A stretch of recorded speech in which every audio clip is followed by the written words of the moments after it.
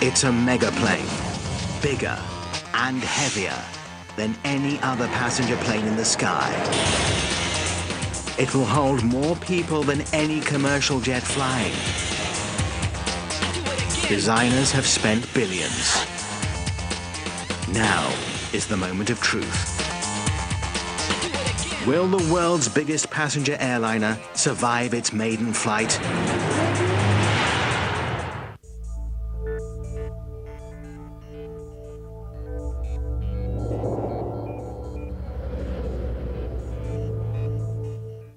An early spring morning, clear skies and a light breeze over southwestern France.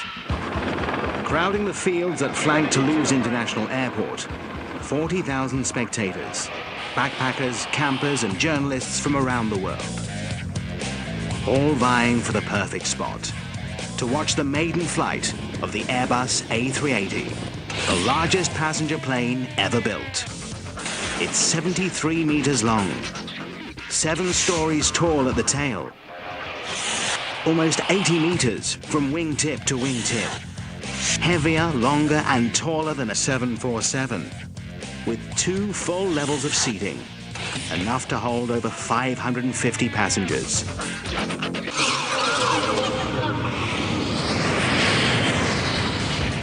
Getting this monster off the drawing board required new, super lightweight materials, 4 powerful new mega-sized engines, massive new factories across Europe, and a computerized flight control system more sophisticated than any other in commercial aviation. This moment is the biggest gamble that the company has ever taken. A $12 billion investment, the company's entire future, and the lives of future passengers all ride on the success of this historic test flight. Alongside the runway, a hush settles over the crowd as the megaplane comes into view.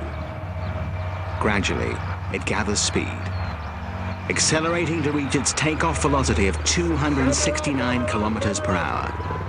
Then, as it nears the end of the runway, the moment of truth. The massive nose tilts skyward. A sliver of daylight appears beneath the rear wheels, and the Airbus A380 takes to the sky for the very first time. The engineers and technicians in the crowd breathe a collective sigh of relief. Their baby is flying. The question now is, does anyone want a plane this big? Will the unprecedented size prove a boon or a boondoggle? Is this super jumbo the future of commercial aviation? Or the biggest white elephant since Howard Hughes built the Spruce Goose? It all depends on whether Airbus can convince airlines that travelers will want to trust their fates to this flying cruise ship. No one yet knows the end of this story. But one thing is sure, any failure on this day, even a minor setback at this critical moment, would be a crushing and very public disaster for Airbus, with consequences that would reverberate around the world. The plane disappears from view. For the next 4 hours, while the flight crew puts this massive cruiser through its paces, the gathered crowd has little to do but wait, and perhaps reflect on the journey that brought them to this moment. The historic journey that began almost 40 years ago. 1969 was a year of technology firsts. That year saw the arrival of 2 exotic new airliners. Boeing rolled out the 747, the first double-decker passenger plane, larger and heavier than any other. Powered by 4 Pratt & Whitney JT9D engines, providing a total of 186,000 pounds of thrust, the plane had enough oomph to carry more than 400 passengers and their baggage, more than double the capacity of the 707. The plane wasn't an immediate hit, but eventually it took off. The Concorde is here. That same year, Aerospatiale and British Aircraft Corporation, the precursor to Airbus, introduced the Concorde. While Boeing was bulking up, Europeans were getting small, but very fast. The Concorde traded capacity for speed. The plane carried only 128 passengers, but it could cruise at twice the speed of sound, cutting the trip from New York to London from almost 8 hours to just under 3.5. Both the 747 and the Concorde came to be the epitome of luxury in air travel. These two differing visions came to symbolize a fierce rivalry between American and European aerospace giants. A rivalry that's only intensified with time, even as the business of air travel has changed dramatically. The Concorde, after years of financial difficulties and a devastating crash in Paris, has been grounded. And the 747 is now an aging workhorse, noted less for style and more for the sheer number of passengers it can pack between its wings. What changed to turn air travel from a luxury to the airborne bus ride that it is today? Simple economics. In just a few short decades, the number of people traveling by air has tripled. Now, every day, hundreds of thousands of people pack into 70,000 flights, taking off and landing at more than 4,000 airports around the world. And those numbers are only going to get bigger, much bigger. Industry analysts predict that the number of air travelers could double again by the year 2020. That is, if anyone can figure out how to squeeze them into an already overcrowded system. Both Boeing and Airbus saw the writing on the wall in the 1990s. But the companies each took a very different bead on the problem. Boeing believed that one of the biggest increases in air travel would be point-to-point flights. Get on near your home, get off near your destination. Boeing put its muscle behind the 787 Dreamliner, a highly efficient plane designed to carry an average of only 250 people. The A380, though, is an altogether different order of beast. It's designed for hub-to-hub travel. Passengers will board a small plane near their home, then connect at a major airport to a larger plane, travel halfway around the world, and get off at their final destination. It's a strategy specifically designed to serve the most rapidly expanding long-haul routes in and out of Asia, and to cater to customers who appreciate a bit of pampering. The plane's sheer size, with 2 passenger decks, is large enough for both standard seating as well as more luxurious features, like a lounge, a high-end shop, 2 staircases, even a waterfall. It's a breathtaking dream. But no one knew if such a plane could be built. Some argued that such a craft would be far too heavy and expensive to be practical. But a tenacious and aptly named Airbus executive, Charles Champion, wouldn't take no for an answer.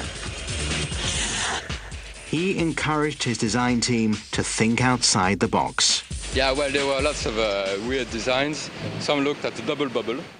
One of their first ideas, the double bubble, a double-wide fuselage. It looked promising, but computer analysis showed that it would be far too heavy and not sufficiently aerodynamic. So Champion sent his team back to the drawing board, and eventually they came up with this history-making concept. A full-length, double-decker passenger cabin, with a third deck below for cargo. Space-wise, it's the equivalent of 2 complete wide-body cabins, one on top of the other. The new plan called for an aircraft only 2.5 meters longer than Boeing's 747. It was 15 meters wider and 5 meters taller. But when they ran the design figures through the computer, they had a shock. The plane was far too heavy. we came up with horrid figures, saying, my God, this is the weight of the aircraft, doesn't work. So what we did immediately at the launch of the program, or 2-3 months afterwards, we launched a very strong challenge on the weight. The team set out to bring the base weight of the aircraft below 277 tons. That's only about 50% heavier than the 747. An ambitious goal for a plane designed to carry over 100 more passengers and their luggage halfway around the world. Unless Champion and his engineers could find the means to beat that target, the dream would die. Airbus engineers were faced with a design challenge that called for a lightweight plane carrying over 550 passengers at a lower cost per seat, not to mention quieter and less polluting than anything in the air. The design team knew they would have to rethink everything. They needed lighter materials, more powerful engines, larger wings, even bigger and smarter factories. Every component would have to be scaled up from supersize to mega size. But even while the engineers were still scratching their heads over the details, the Airbus sales force was already hard at work, seducing customers with visions of the future. They created a full-sized interior mock-up that promised passengers in coach some relief from the grind of travel. With seats an inch wider than in other planes, and overhead bins 10% larger. Each plane can also feature a new interior illumination scheme to eliminate the upsetting effect created when flight attendants suddenly switch on overhead lights. The kinder, gentler system in the A380 mimics the gradual transition from day to night and back to daytime again. These and other innovations make the plane distinctive, but it's the promise of opulent luxury that really turns heads. To help build excitement, computer programmers constructed a virtual showroom where airlines can bring to life their wildest design fantasies. Ladies and gentlemen, this is your captain speaking. I'd like to welcome you on board this 3D tutorial for the A380 main deck door. Using this 3D lab in cyberspace, airlines can experiment with cabin layouts, color schemes, and seating arrangements. Airbus has encouraged customers to think big. Bathrooms with showers, spacious lounge areas, restaurant bars, and even an in-flight salon. But until the planes are actually put into service, most airlines have chosen to keep their final designs as closely guarded as any other trade secret. But one early enthusiast, Richard Branson, Maverick founder of Virgin Atlantic Airlines, couldn't restrain himself. He announced plans for a deluxe version of the A380, featuring a casino and double beds on the upper deck. At a press conference, he famously quipped, "So alongside our casinos, you'll have at least 2 ways to get lucky on our flights." Of course, no dream could take flight until engineers came up with a way to lift all that weight. In late 2000, builders finally settled on a design. For power, they would buy engines built by Rolls-Royce, capable of providing 30% more thrust than the engines used on the 747. Each massive power plant cost $15 million, as much as a ton of gold. Altogether, they account for almost 25% of the cost of the entire plane. But if there's one thing this aircraft needs, it's thrust that won't quit. Each engine provides up to 80,000 pounds of force. Running at top speed, this mega guzzler sucks down a litre of gasoline every second. The A380 is designed for routine flights lasting 13 hours or more. That means when it's fully tanked for takeoff, the A380 carries a lot of fuel. 260,000 litres, 20% more than the load carried by the 747.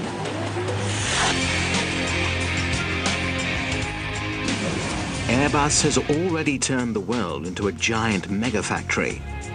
With 1,500 suppliers and facilities used to build its existing planes, scattered over 30 countries. Yet tightly linked, by an advanced communication and transportation network.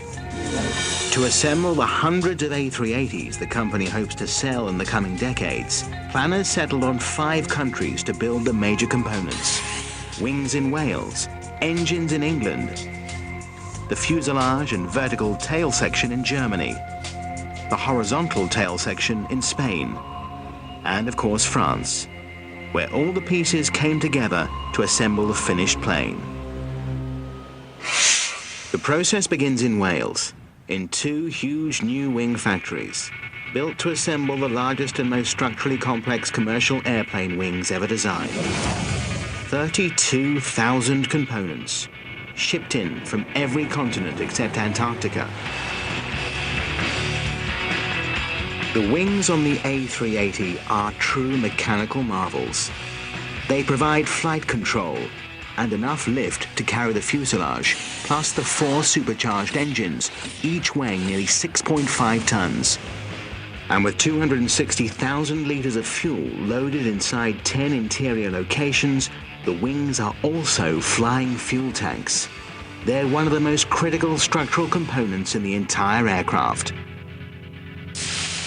The precision construction process begins with sheets of aluminium. Destined to be shaped into the 10 panels that cover each wing, each piece has its own shape and weight requirements. To whip one up, just follow 3 not-so-easy steps. Shave it, wrap it, then bake it. This 34-meter-long slab of aluminium weighs in at 5 tons. Way too heavy for the wing panel it's destined to become. In its final form, it will weigh close to 1 ton. So off it goes, to get the aerospace version of a tummy tuck. Overhead cranes use 32 powerful suction nozzles to lift and transport each aluminium slab.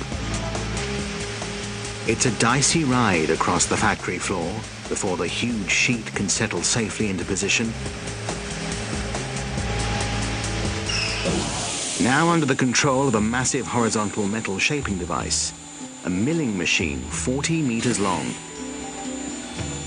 Like an oversized cheese grater, the precision cutting head slowly cuts back and forth across the surface of the wing, painstakingly shaving the aluminium until the panel shape matches the 3D contour map stored in the machine's computer. The process takes up to 3 days. It eliminates 75% of the panel's weight while maintaining its strength. Then it's ready for the oven, one of the world's largest pressurized heat chambers, 42 meters long, almost 6 meters wide. Technician John Massey has cooked plenty of wings for smaller Airbus planes, like the A320. It's a challenge to see it go from the size of the 320 to the size of the 380. It's a huge, huge jump. The A380 wings are 50% larger than A320 wings. That means a 50% greater chance of error in this critical process. Baking requires careful setup. First, Massey and others place the segment in a special metallic form. Then they vacuum seal the entire assembly with a massive piece of plastic shrink wrap to protect the metal from contamination.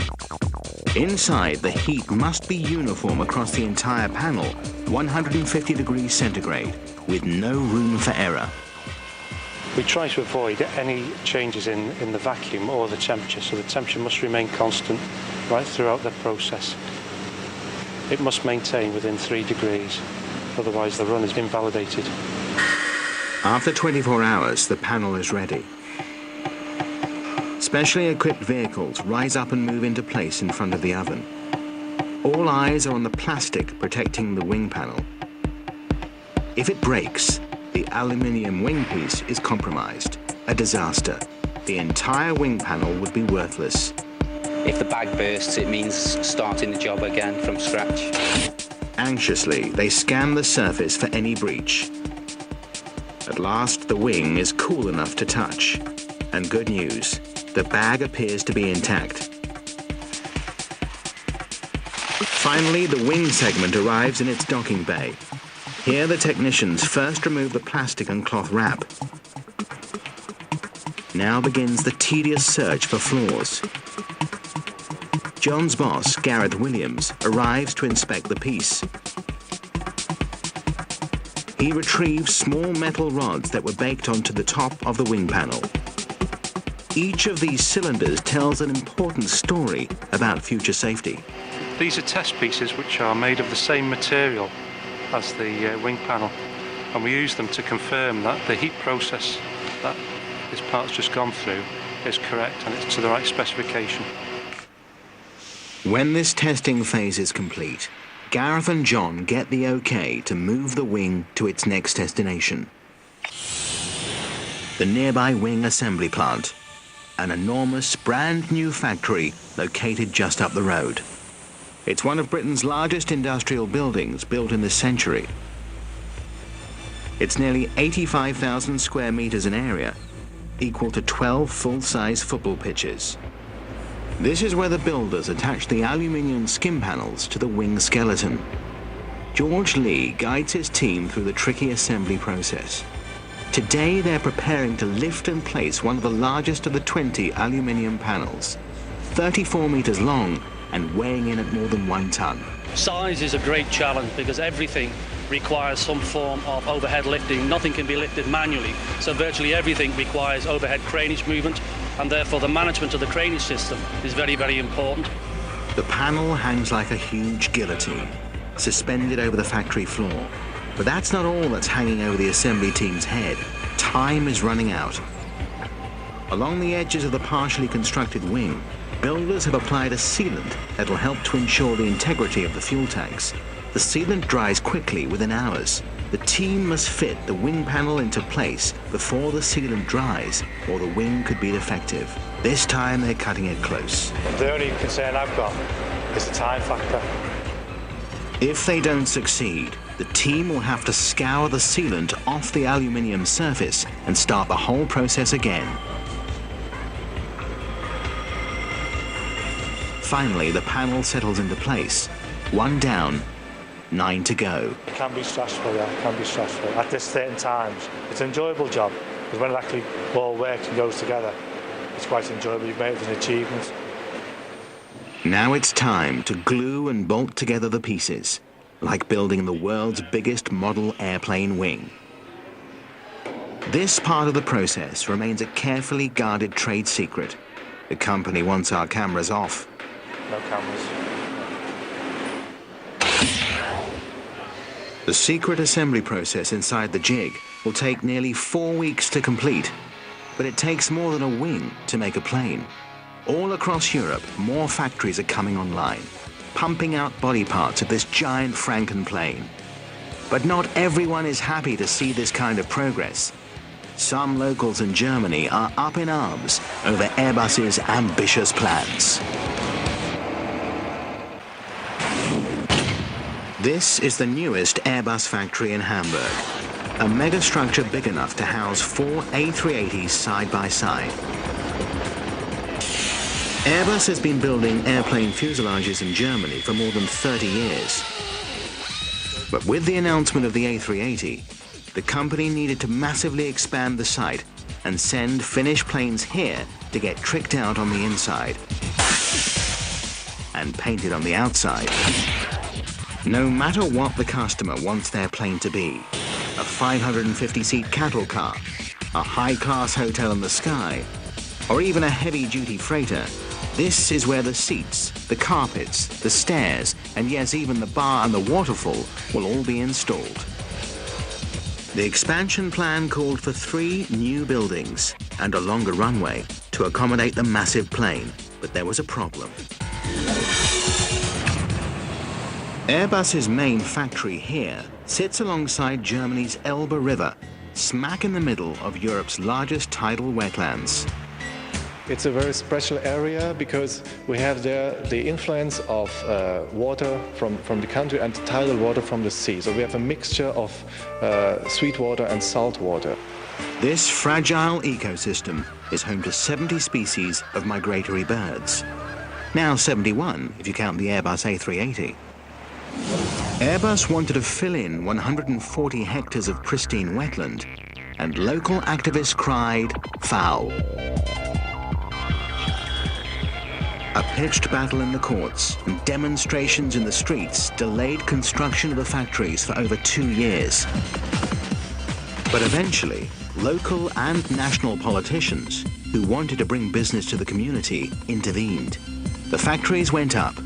One got busy building fuselage segments, but the other two stand nearly empty. More lawsuits still block the Hamburg facility from taking delivery of all of the planes it's meant to finish. Unless the company wins in court, it may have spent a few $100 million building a factory of little use. The problem lies with the runway. Airbus needs a longer runway to accommodate a heavy-duty cargo version of the A380. We need the runway extension in Hamburg for the pilot to test the performance of the aircraft. And he only can test this when he has an aircraft with a weight which is approximately the weight you normally have in cruise altitude and a normal scheduled flight. That plan to lengthen Hamburg's existing runway has met with considerable resistance from locals. Their concern: extending the runway will bring the tarmac to within just 450 meters of village orchards, and uncomfortably close to a Lutheran church that houses a priceless organ built in 1688. A delicate instrument that could be damaged by ground vibrations and wake vortices, turbulent bands of air similar to miniature tornadoes. We have very precise information on is the generation of these wake vortices, so small, let's say, tornadoes, wind generated by every aircraft, more or less, which can affect buildings and also persons close to the runway or close to the flight paths. And we have predictions that we should expect occasionally winds up to Beaufort 12, which is about 130 kilometers per hour in the core, and these tornadoes will hit the church tower and the roof construction. Villagers may have reason to be concerned. For years, they've tolerated another big plane in Airbus's fleet, the Beluga, a custom-built freighter named for the white whale it resembles.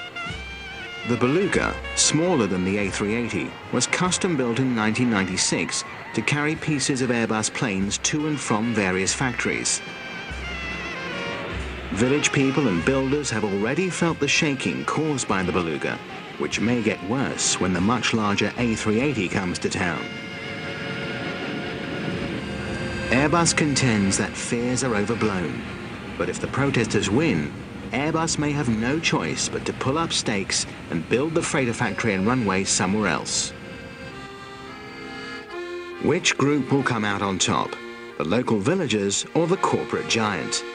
The lawsuits are still working their way through the courts. Legal action by angry locals is one risk the company is vulnerable to.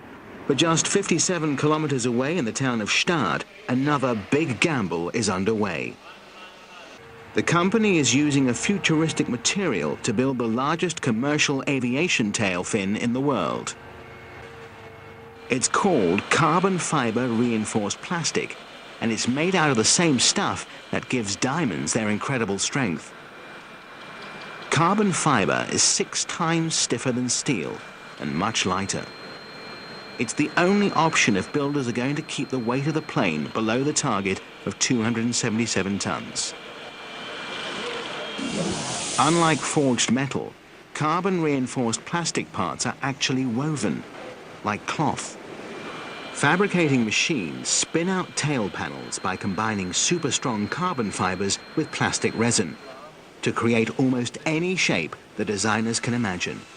After baking, strengthening, painting, and drying, technicians join the lightweight panels to the tail skeleton with the help of this computer-controlled riveting robot. Working around the clock for a week, the robot makes 10,000 critical connections with intolerances no human can match. The integrity of the tail fin is crucial to the safety of passengers. Airbus engineers know only too well what can happen if a tail structure fails. In 2001, American Airlines Flight 587 left JFK Airport in New York. Less than 3 minutes later, the Airbus A300 aircraft had crashed in Rockaway, a neighborhood in Queens, New York. The belly fall, the piece that left side and make it straight all the way down. It was the second deadliest crash in US history, and investigators made a disturbing discovery. It had been caused when the tail fin and rudder, made partly out of composite materials, sheared off as the plane accelerated. Investigators concluded that cockpit errors, not a failure of the carbon composite material, most likely caused the crash. And builders have applied the lessons of that catastrophe to the tail fin of the A380. But today, something's gone wrong on the factory floor. A lightning strike zapped the power supply, and now the precision riveting robot is dead in the water. We had a storm, a lightning strike. The PC failed and the hard disk was completely gone. Mother Nature has thrown a wrench into the works, causing a total crash of the system. It is electricity. Sometimes it happens. Normally we are protected, but it can just happen. Critical hours pass as Kai Baumgartner and his colleagues struggle to get the robot back online. If they can't fix the computer, they can't make the deadline set for finishing this tail fin. Kai and his team must find the problem, and quickly. By the end of the shift, the sound of riveting echoes through the factory once again.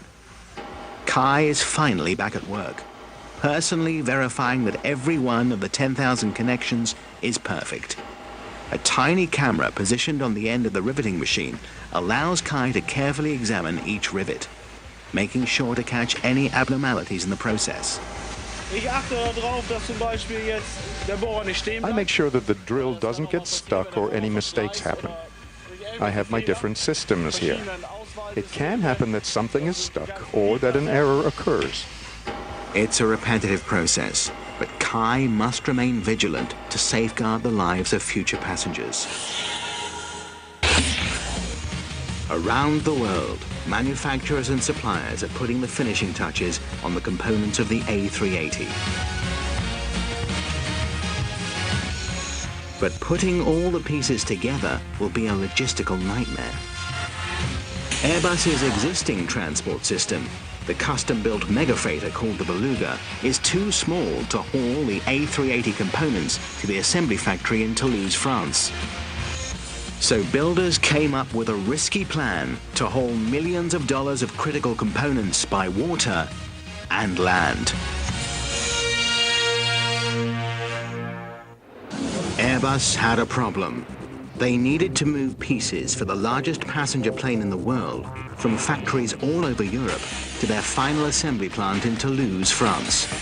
For smaller planes, they could use the Beluga, Airbus's distinctive custom-built transport plane. The Beluga's cargo hold measures 7 meters high, 7 meters wide, and 38 meters long. Big enough to swallow the fuselage, wings, and tail sections of Airbus passenger planes like the 150-seat A320. But when Airbus decided to build the massive A380, the sheer size of the parts overwhelmed even the Beluga.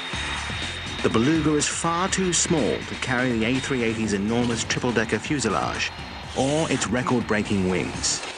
So to get their parts to the assembly plants, the company now had to move them by sea and over land, instead of a 2-hour ride in the belly of the Beluga. Parts for the A380 joined a days-long parade of specially outfitted ocean ships, river barges, and trucks. Keeping this massive system on schedule is the job of Surface Transport Coordinator Philippe Nedelec, who has to keep it all moving fast. I like to say that I am a kind of conductor. I have to impose the tempo to everybody. Wings and fuselage arrive by sea in the port city of Pauillac in Bordeaux. From there, it's 96 kilometers by barge down the Garonne River. It's a tricky bit of navigation to clear the historic Pont de Pierre Bridge, a prized landmark built by Napoleon almost 200 years ago. we have to cross a very old bridge. And at the beginning, the Bordeaux people were very afraid. What these Airbus people are going to do with our nice bridge. To maneuver beneath the Pont de Pierre, Philippe and his team keep careful track of the tides and the weather. If they don't time their trip just right, if the water is too high or the currents too strong, they could collide with the bridge, destroying precious cargo and damaging a priceless piece of history as well. But waiting for the perfect moment isn't always an option. Suppose we miss a call for weather condition or some other things, then the boat can miss a tide, so we can miss 6 hours. And this 6 hours you can miss 1 week because we cannot start the convoy, the road convoy, every day. It's not so easy. We cannot start when you want.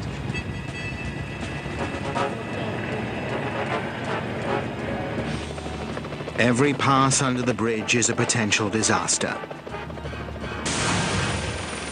This time, they make it through, but just barely. Next, it's a handoff to a fleet of trucks and their escorts. Now it's a slow crawl, 16 kilometers per hour for the last 250 kilometers of the journey. You cannot leave these trucks alone, so you have some trucks for assistance.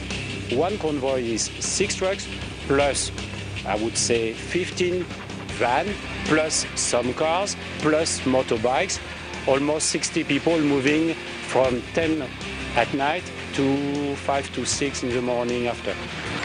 It's a bizarre display. Giant airplane parts inching along narrow French village roads, sometimes coming within just 50 centimeters of buildings. No matter what time of night, crowds gather to watch this late-night parade of parts. You see these people at 2 o'clock in the morning and you don't know which attitude you must have. Sometimes you say hello, hello. It's very, very strange. People are very, very interested with that and very pleased. It's like a show, a permanent show, paid by Airbus. So far, this roadshow has had an exotic appeal. But will they still be clapping when convoys like this grind through town once a week? Ultimately, that's the pace Airbus will have to keep if they're to meet their manufacturing targets. At last, the convoy arrives at its destination, the final assembly line, the nerve center of the entire operation. The final assembly line sits on the edge of Toulouse's Blagnac Airport. As with all A380 factories, this one is huge. 500 meters long by 250 meters wide and 15 stories tall. 32,000 tons of steel, enough to build 3 Eiffel Towers. It's in here that the massive plane finally begins to take shape with the help of a gargantuan assembly structure known as a jig. According to Julien Pouillou, there's nothing else like it in the world. We're standing in front of the biggest jig that is used in the world to assemble an aircraft. This is the Station 40. Station 40 is where the fuselage, wings and tail all come together. The one-of-a-kind jig stands 5 stories tall, weighs 1,200 tons, and comes equipped with 4 elevators to carry workers to their stations. This is where theory becomes reality. As pieces made all over the world finally come together. If there's been any error, if the pieces don't measure up to spec, or if the joints don't come together just right, within millimeters, the huge passenger craft won't be fit for flying. The lives of future passengers depend on the steady hands of these craftspeople and engineers, working inside the mighty Station 40. The challenge is for us to assemble those pieces together at the same time because we have a lot of workers working in the same area at the same time and they have to do all sorts of completely different tasks. One has to take care of the wings and one has to take care of the fuselage, and so they are not doing the same job, but they have to do it together. Work on this plane now proceeds at an intense pace. It'll take 4 weeks to complete the assembly. Once the plane has been released from Station 40, it moves through a pair of 100-meter wide sliding doors and makes its way to the systems hall. Inside this gigantic space, 3 A380s can sit side by side comfortably, while technicians swarm over the superstructure, testing the electrical, hydraulic and plumbing systems that'll bring the dormant aircraft to life. Building just one A380 is a massive job, but for Airbus to survive, they're going to have to speed up production to a breakneck pace. Eventually, the Station 40 team will have to crank out a defect-free plane every week. But before that can happen, the plane must be proven airworthy. Now all eyes are on the skies over southern France as the gathered crowd wonders, will the A380 survive its maiden flight?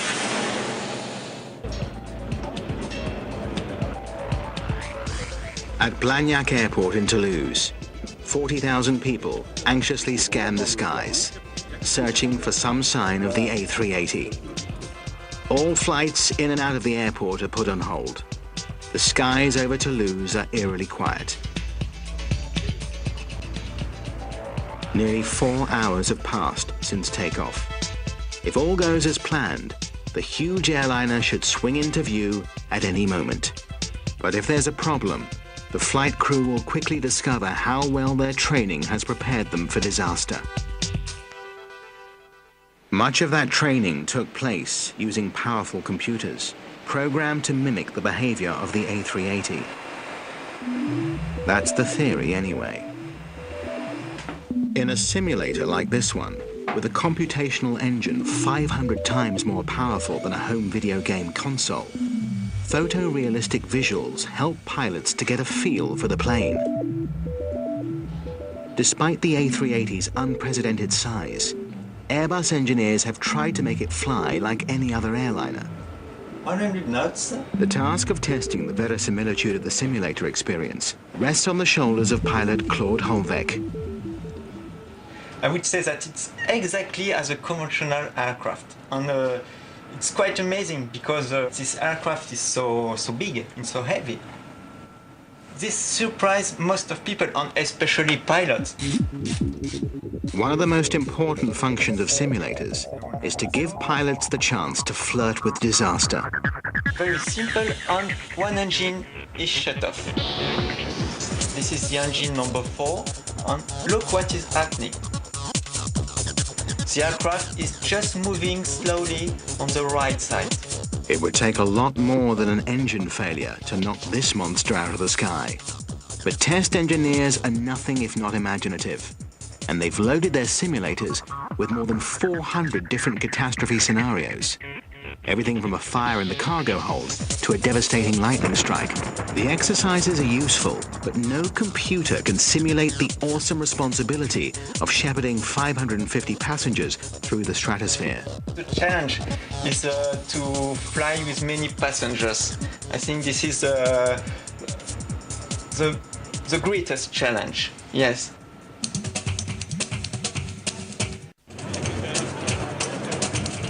Outside, all eyes are on the sky. The weight is excruciating.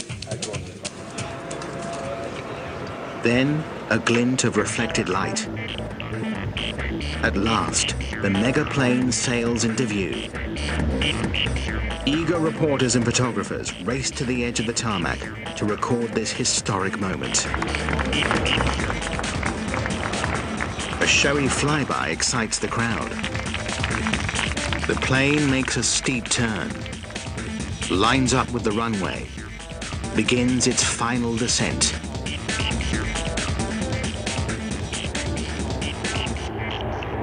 Then, at long last, touchdown.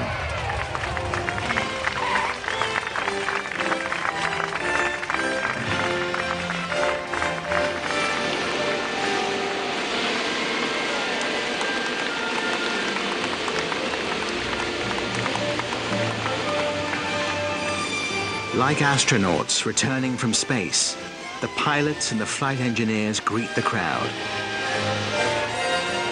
It's now one for the record books.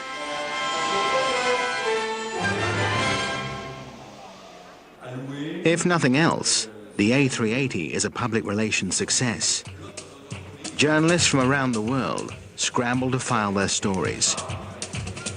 Chief architect of the entire project, Charles Champion, is proud and relieved. I think it was a great moment of emotion, and somehow we did it. You know, it's alive. It's alive. They've proven that the plane can fly. But that may have been the easy part. At the time of the test flight, Airbus had 154 orders and still needed 96 more just to break even. To fill those orders, they must dramatically increase the speed of production and convince the world's airlines to pay nearly $300 million for each plane. But even while potential customers were lining up to drool over decor, and the engineering team was still basking in the afterglow of the successful first flight, Airbus surprised the industry when it unexpectedly announced a 6-month delay in the delivery of the first aircraft. Early customers who took the risk and put down deposits before the first plane had ever been built are not happy. Some analysts believe the plane is still heavier than Airbus promised, but Airbus insists that the delay is merely routine. The real achievement will be when the customer says, "Great, this is what I expected, I love it, give me more." If the last 40 years in the history of aviation is any guide, and more people fly further and more often, year after year, then Charles Champion's daring bet may well pay off, and the A380 just might become the flagship of commercial aviation well into the 21st century.